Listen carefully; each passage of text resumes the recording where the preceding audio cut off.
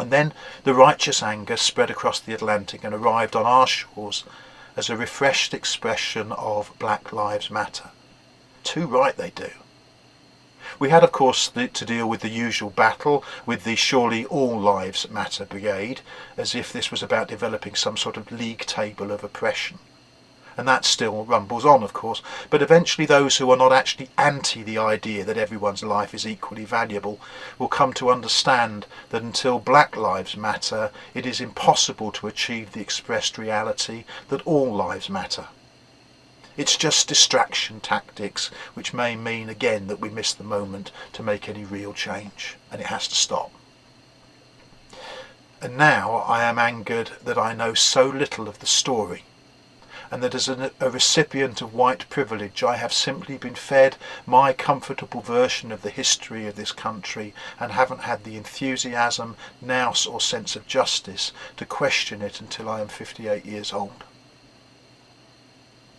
And yes, I'm not angry, but I'm certainly uncomfortable with those tens of thousands of people who chose to ignore the impact of the pandemic and social distancing in order to protest shoulder to shoulder last weekend.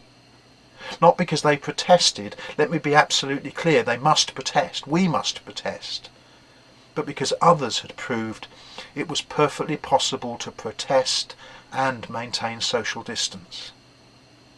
And I am a bit angry that the value of the lives of our nurses and our medics, of whom BAME professionals are disproportionately at risk from the virus, seem to have been so quickly forgotten. If I am angry, it is because it was, is and will be possible to protest responsibly. Oh, and now I am angry that the behaviour of a tiny minority of those who protested allows the media, and much more importantly the power brokers, to deflect from the real issue at hand, that of systemic racism, and talk of protests being subverted by thuggery. And tonight, on Tuesday the 9th of June, am I angry about the uprooting of a statue of Colston in Bristol and the dumping of it in the waters of the dock? It's an interesting one, that, which is why I've recorded the date, because my view may change, I suppose. Of course, it was an act of vandalism, and I am not going to sit here and say that I condone that, because I don't think we are yet at the point of civil disobedience in these protests. But what they did was wrong. Okay, yes. But there are two buts coming here as well, as I continue to turn this over in my mind. But, firstly, that statue should have been removed a long, long time ago. And I know that many in Bristol have been arguing for just that. So its removal last weekend was not some sort of knee-jerk reaction from an angry mob. And the second but is a little more nuanced. Do you, friends, remember the huge outcry in this country when the statue of Saddam Hussein was toppled by the people? That symbol of oppression that had towered over them for so long? No, neither do I. And do you remember the shouts of "we need to save it for history" as that man with the pickaxe sat on top of the Berlin Wall and began to dismantle it with his own hands? No, neither do I.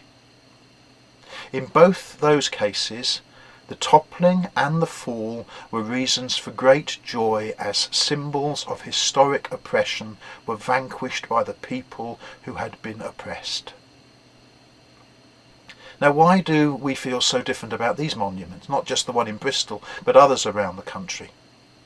Two reasons, I think. Firstly, they weren't on our soil, and secondly, and far more importantly, we wrote the narrative that declared the Berlin Wall and Saddam Hussein were tools of oppression. Do we see monuments in our nation, and particularly Colston's in Bristol, through the lens of our white British version of history too? How would we feel if we were the ones who felt under oppression by its very presence on the streets of your home city? Wouldn't we want to get rid of it? I continue to ponder. Anger. That's what this reflection's been about, in case you forgot. And of course, anger isn't really a notably positive Christian trait. So is anger always wrong?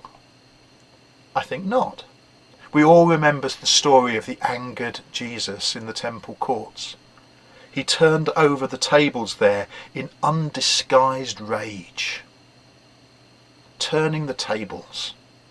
Now there's another narrative we've rewritten to shore up our own position. It wasn't about Sunday trading. That's coming up again, isn't it? Relaxing the regulations in order to aid the economy, as if that is what Christian people should be investing their energies in a time like this. If ever you wanted white privilege laid bare, that has to be it. I am so powerful that with hundreds of thousands dead around the world, the opportunity for the greatest wave of civil rights for a lifetime, the economy teetering on a depression that will again hit the most vulnerable worst, we want to argue about when people who don't go to church and don't want to go to church should be allowed to do their shopping. I think we need to get real about that one. Overturning the tables was not about Sunday trading. It was about overturning injustice.